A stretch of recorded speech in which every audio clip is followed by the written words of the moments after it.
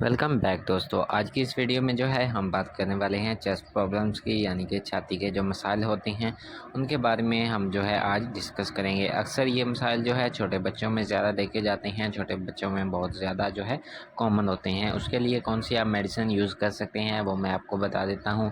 सबसे पहले तो आपने करना क्या है, पहले तो अपने डॉक्टर से कंसल्ट कर लें। अगर आप नहीं कर सकते तो फिर आप जो है बेटनॉल सिरप इस्तेमाल करवा सकते हैं। दिन में जो है 3 मरतबा या डॉक्टर की हिदायत के मुताबिक आप इसको जो है यूज़ करवा सकते हैं। उसके अलावा जो है साशे होता है मोंटिलोकास्ट में, जैसे कि मोंटी का साशे होता है, वो भी आप जो है डॉक्टर की हिदायत के मुताबिक या फिर जो है छाती के हिसाब से जितनी ज़्यादा जो है तबीयत ख़राब है उसके हिसाब से जो है आप अपने बच्चे को इस्तेमाल करवा सकते हैं।